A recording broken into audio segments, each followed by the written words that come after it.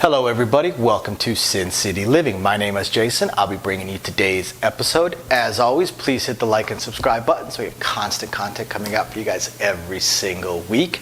As always, our shout out of appreciation to our patrons. We love all those tips and support you guys are giving us. We're just going to use it towards making the channel better and hopefully adding more games. If you're curious about it, go ahead and check the description of the video down below. If anybody has any strategies or any questions, be it craps, blackjack, baccarat, payouts, Vegas in general, casinos in general, please email us at sincityliving.lv@gmail.com. We absolutely love shooting these videos for you guys. It kind of ebbs and flows as far as how many emails we're getting, so some weeks are a little bit drier than other weeks.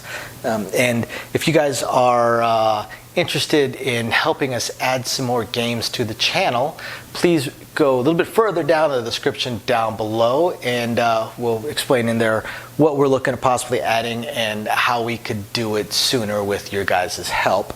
Otherwise, I'm going to go ahead and jump right into today's video. And today's video is not a strategy. Today's video is more of a discussion on the things to look for when you go up to a craps table to decide whether or not you want to play there. How to look at a table and identify if it's a good or bad table for you to play at. Everything's going to be different. And again, these are just suggestions. These are kind of broad strokes things to look at. None of these are be all, end all. It's just suggestions of things to look for. So the first thing that I suggest is when you go up to a table, sit and watch for a second and look at the payouts. Look at the payouts, and in particular, what you are looking at is you're looking at the center action and you're looking at the field. Okay? If the field pays double, that right there is a casino trying to eke out a slightly larger house edge. This by itself is not a, oh my God, they're trying to cheat me kind of thing, because it's gotten very common where the 12 pays double. So it's not a holy cow. Now, if you see that the 12 pays triple, then you can feel pretty confident that the payouts on the standard bets are all standard. They're all pretty good. They're not trying to eke out any extra little percentage points in the house edge. Now, if the field pays double on the 12, look to the center.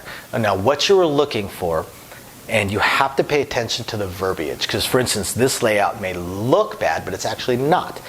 Most layouts are going to say 31-4-1 on the 12 and the 2, or and also on any hoppers. Basically, anything that is a single roll bet that is a pair, that only has one possible way of coming out of the 36, should say 31-4-1, which pays 32-1.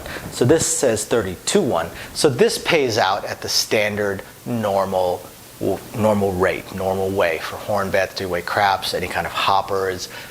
As usual, if you are primarily playing hot bets, go play roulette. The odds are the same, but the payouts are better. But if you're just occasionally playing them just to add more fun to your game or part of your strategy or a little bit of a mix thrown in there, then look at the payouts. If it's 15-4-1 and 30-4-1 or 14-2-1 and 29-2-1, I wouldn't recommend playing there. They're definitely eking out they're just squeezing that rock for as much water as they can get out of it. You know, it's kind of like if I see a 6-5 blackjack table, I'm not playing there. That's just too much of a house edge that they're trying to build in. They're just trying to make it even tougher for the players to win.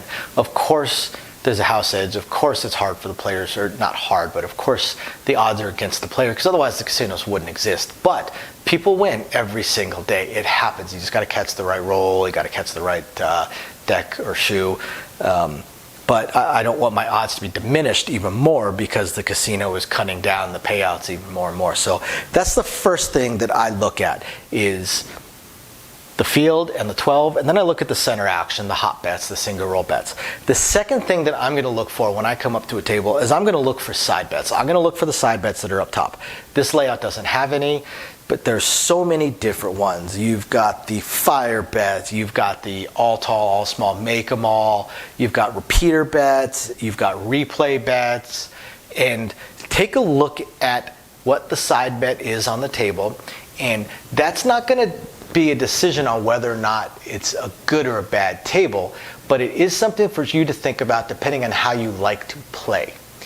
If you like a fast game that the dice are moving at a decent clip, not the stick doesn't need to look like a windshield wiper going back and forth, but if you like a game that is playing at a decent clip at a decent pace, The all tall, all small, make 'em all, the fire bet are not bad.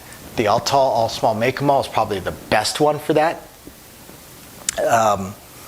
It probably pays out about the best of the various ones, although the repeater bet can pay out pretty well or pretty frequently. But the all tall, all small, make 'em all, at least on the small and tall, come up every so often enough that it's fun to play because they actually have a legit shot of hitting one of them. But to pay them out doesn't take a huge amount of time. It doesn't stop the game for more than a minute or so, a minute to a minute and a half. And people are getting paid a decent little bit, so that's not an unreasonable amount. It's no different than one of the hard ways hitting at a pretty heavy amount as far as the payout goes.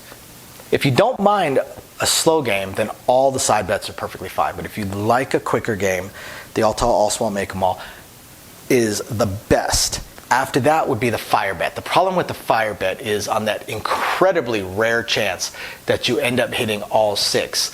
Most of the time, most casinos, that brings the game not to a crawl, it brings it to a dead stop for anywhere between 10 to 20 minutes. Because when there is a 6-puck fire bet payout going on, the casino stops the game, freezes the game, calls security, and security actually rolls back through all 6 points. They will roll back through every single roll. Now, if you've got a 6-puck fire bet, that means this is probably a 20-minute roll or more. So the security has to roll back through every single roll that occurred from the very beginning all the way through, because they need to make sure that no 7 came at any point. So if you like a quick game, the fire bet doesn't slow the game down too much unless you get to a 6-puck payout. Then it's going to stop the game entirely. Now, the worst one for a quick game, the repeater. The repeater bet is one where players can put money on every number from 2 all the way up to 12, and it pays. If the 2 hits twice, it pays. If the 3 hits 3 times, it pays. 2 or 12, 3 and 11, so on and so forth, all the way up to the 6 and 8, where if they hit, I believe it's 6 times, they pay. Now, the problem with the repeater bet is that as long as a number hasn't rolled yet, people can bet it. So you start your game, and a 6 rolls. We mark the 6. Now, nobody can bet on the 6. I mean, people already bet the repeaters. Maybe they bet $10 across. They bet them all, $1 on each. But now the 6 rolls. Now people say, you know what, I want to add an extra $1 on the rest of the numbers. So they throw those in. So we got to set that up nice and careful. It's real tough to set that up when a lot of people are playing it. Now let's say a 9 rolls. So 9 rolls, players get paid 7 or 14 or 21, whatever they get paid. A lot of players that play the repeater bet then throw their ones in to put it on other numbers. Now they can't do the 6 or 9 now. So now they say, I got $4. Let me put an extra $1 on the 12, the 5, the 8, and the 10. So we got to stack that up. And this happens every single roll. These games, repeater bet games, operate at an absolute crawl, and they are what we call a stroke fest. They're stroking the box and stroking the dealers, and they're absolutely insane. This is the #1 most hated side bet amongst dealers and boxes for that reason alone, because it is a stroker's paradise. That will have an insanely slow game. The replay bet is very, very similar to the fire bet, only it's instead of multiple numbers, it's the same number hitting and being set and winning multiple times. That doesn't slow the game down too much. So the side bets, look at the side bets, and that you can use that to decide whether or not you want to play on that particular table. The next thing that I would look at is the players. So before I play on a table, I usually walk up and I usually watch 2 or 3 rolls. What am I looking for? One, I'm looking for players that are late betting. If they're people are throwing in late bets, constant late bets, that disrupts the flow of the game. It also disrupts the shooter. It's extremely rude to the shooter, extremely rude to every other player. When I'm shooting, I don't want to have to deal with someone that has their arm in the way. Although, to be honest, when I'm shooting and someone puts their arm in the way, I throw the dice even faster and I aim for them. Because it doesn't matter to me if I hit them or not. I know it doesn't affect the randomness of the dice, but I know it's going to tick off every other player and they're going to give that person an earful. So I always aim for them if someone has their arm in the way. So I look for late bets. The other thing I look for are extremely drunk, sloppy players. I'm looking for extremely drunk, sloppy, I'm sorry, not sloppy, well, sloppy, yes, but sloppy, drunk, aggressive players. I'm looking for those players that are cussing out other players or yelling at other players, just because when I'm playing, I just don't need that around me. I'm not saying it's good or bad or it's going to affect the rolls or anything like that. I personally just don't need that around me. I don't need to worry about whether or not, you know, two guys are going to end up in a fight over on the other side of the table or right next to me. I don't need to worry if security is going to be called or that we have to stop the game because the box has to have a discussion with this drunk guy that's just being a drunk a-hole. So I look for anybody that is borderline out of control or too aggressive, because I don't need that. There's other places to play. I don't need to be around that.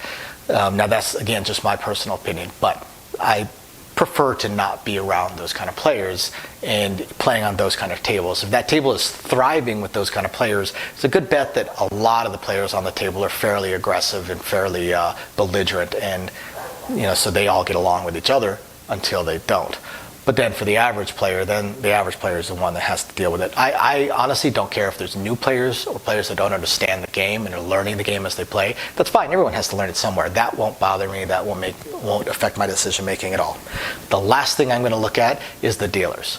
Now the dealers are of course important, but all these other factors that I've mentioned are more important to me as far as whether or not I want to play at the table. The final deciding factor are the dealers. I'm going to look up at the dealers. Are the dealers pricks? That's the best way I could put it. Are the dealers a-holes? Are the dealers being mouthy, aggressive, or flat out rude to the players? Unwarranted. I will say unwarranted because some players, they do warrant it. Good dealers can still brush it off or are able to be a little bit slyer with their comments, but you know, if players are cussing at or being rude or belligerent to the dealers, definitely expect the dealers to set them straight. But for the average player, is the dealer doing the job? Are they interacting with the players? Are they talking to the players? Are they helping them? You know, hey, you know, your comeback came down. Would you like to place it? Or hey, you know, your hard way came down. Or hey, don't forget your odds, or stuff like that. You know, if the player is always pressing, is the dealer saying, hey, you want to press this? If the person happens to be turned around getting their drink or something like that. Are the dealers friendly? Are they engaging? Or are the dealers rude, burnt out, or just staring off into the ether and looking as uninterested as possible and stacking up their payments and just throwing it to the players?